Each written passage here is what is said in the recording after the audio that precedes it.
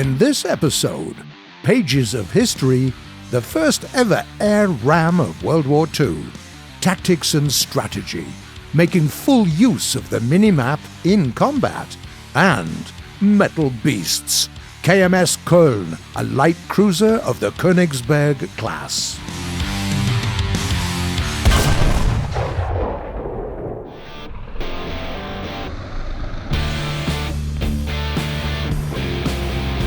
Update 1.85 Supersonic wasn't all about aircraft. Captains of War Thunder were also in for a treat with some new interesting warships. Today, we're going to speak about one of them. Hailing from the German tech tree, say hi to the glorious KMS Köln of the Königsberg class. Just as with her sister ships, Köln's defining feature are her unique main battery turrets allowing for precision fire at greater ranges. There are 3 of them in total. 2 are in the rear and 1 in the front, each bearing 3 15-centimeter naval guns that take 7.5 seconds to reload.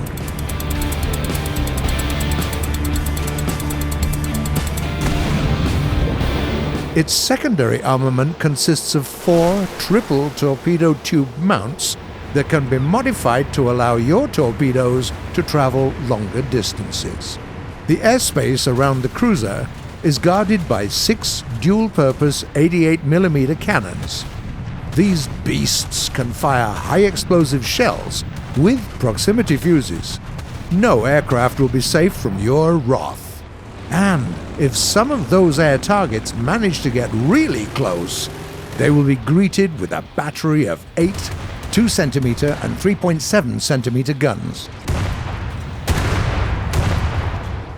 At the same time, the cruiser is relatively lightly armored. In most cases, you get from 20 to 50 millimeters of armor, with 20 to 30 millimeters of steel protecting your main battery. Köln displaces 8,130 tons, and you get a crew of 820 men. 2 3-bladed screws allow the warship to achieve the speed of up to 60 kph in RB and 70 kph in arcade. Your engine rooms house a pair of diesel engines and a number of steam turbines. Next to them are ammunition hoists and the ship's magazine. Speaking of ammo, Köln has access to a couple of different rounds. You probably love the HE shells. They carry almost 4 kilograms of explosive matter each. There's also an AP round. It only has 885 grams of explosives, but can punch through 235 millimeters of armor at a distance of 1 kilometer. The way the warship handles in battle is rather unique. The unusual turret placement means that you have to plan your movement in a way that allows you to effectively utilize your rear cannons. At the same time, make full use of your torpedoes. It's also one of Köln's strengths. Those little babies can sink a target at a distance of up to 14 kilometers. Be wary of dangerous opponents, like Krasny Kavkaz, though. Keep your distance. You'll be able to pierce their defenses, but surviving their counterattack might prove to be too hard a challenge.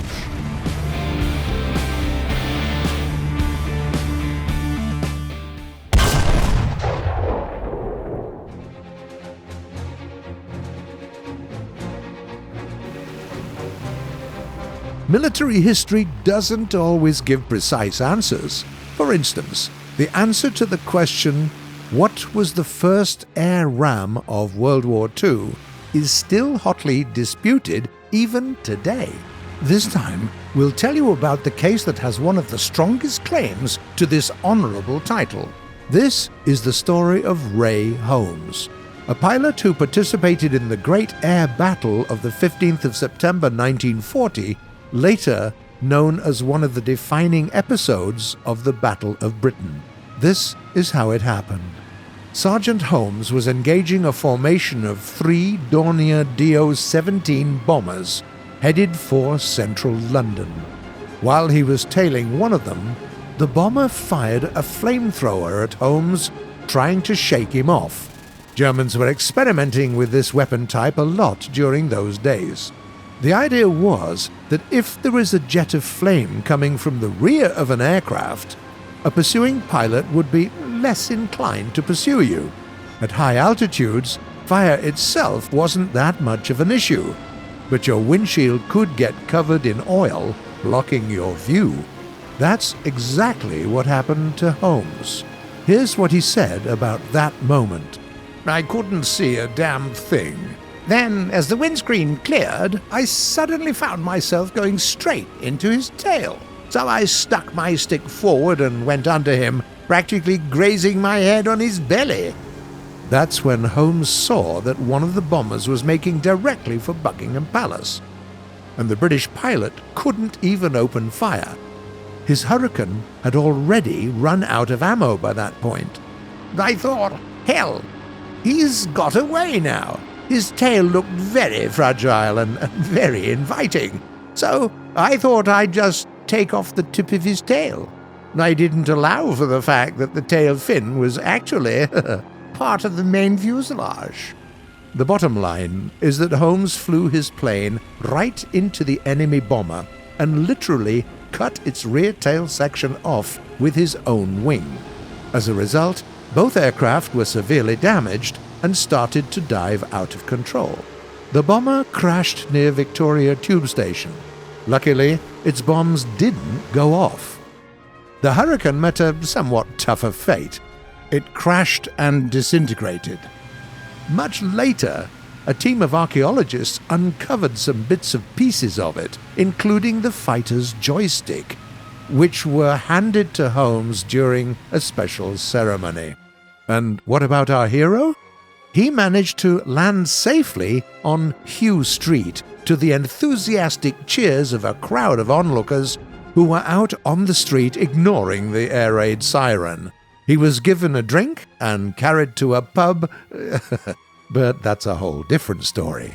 Later, Holmes was sent to Murmansk, where he taught Soviet pilots how to fly Hurricanes. Then he flew over Germany undertaking high-altitude photo reconnaissance. After the war, he was a king's messenger, carrying papers for Winston Churchill. Ray Holmes died in 2005, aged 90.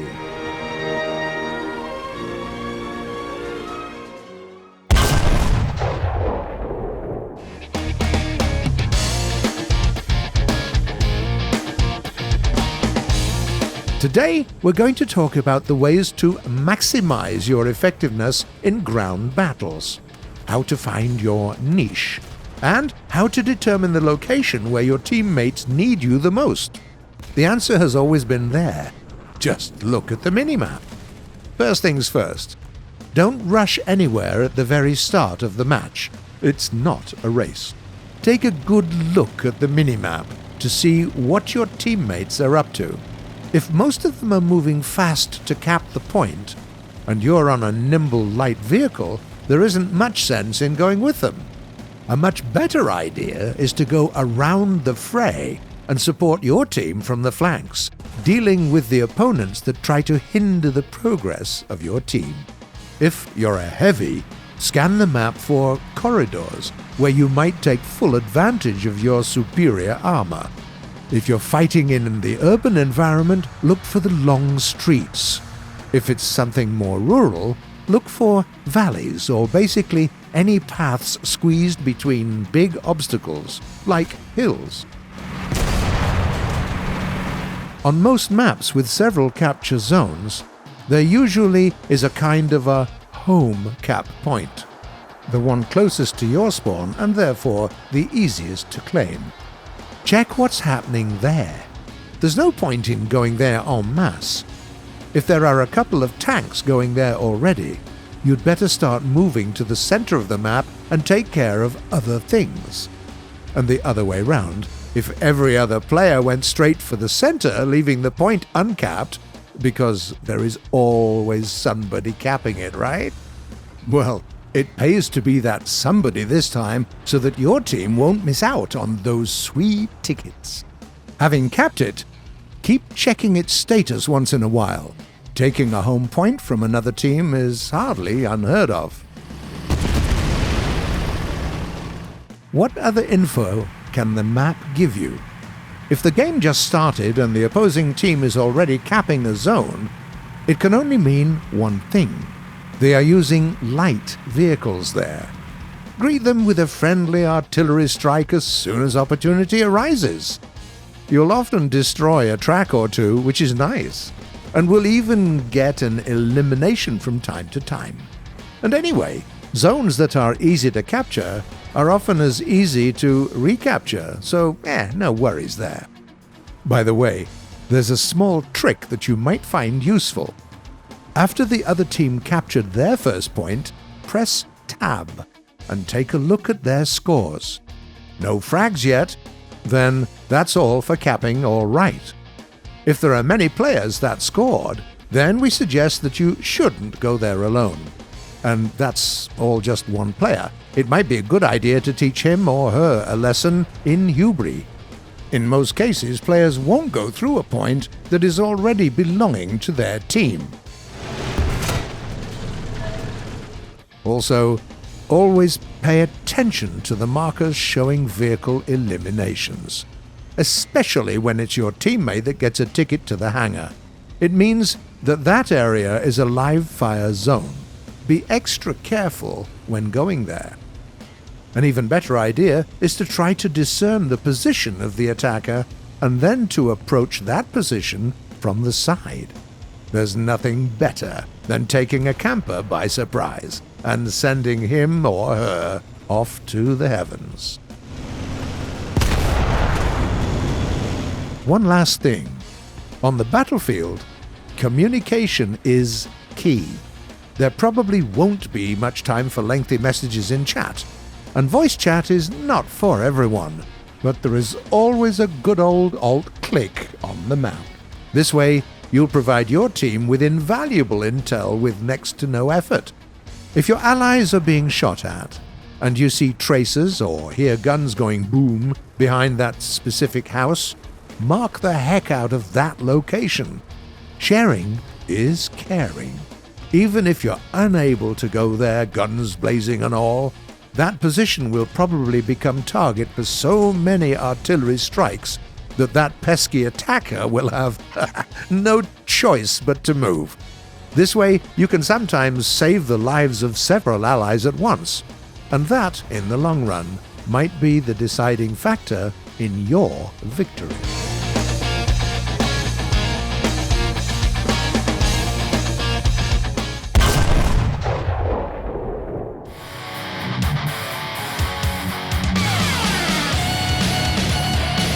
The first question comes from a user called Osiris490.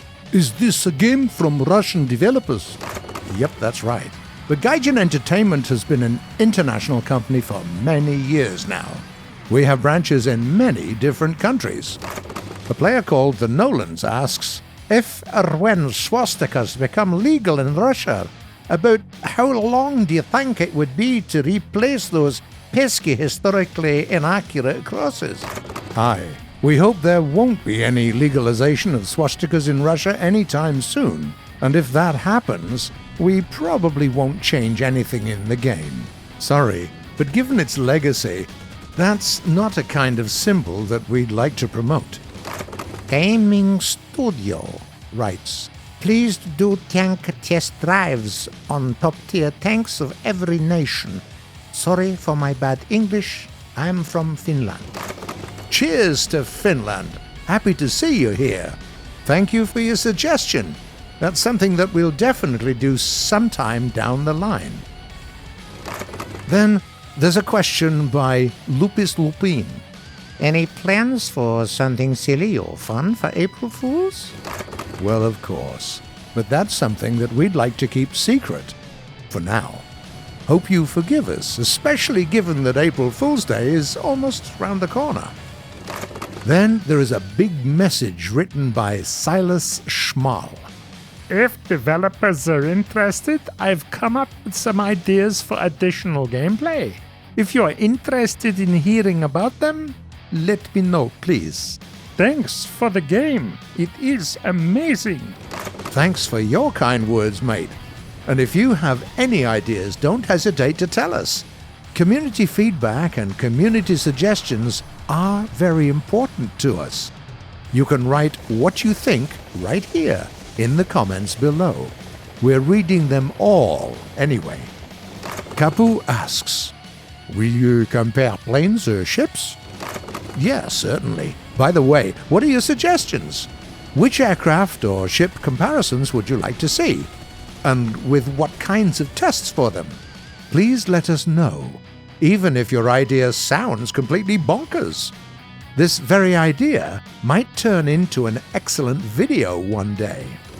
A player called Egal Cat left a comment. Oh, for me!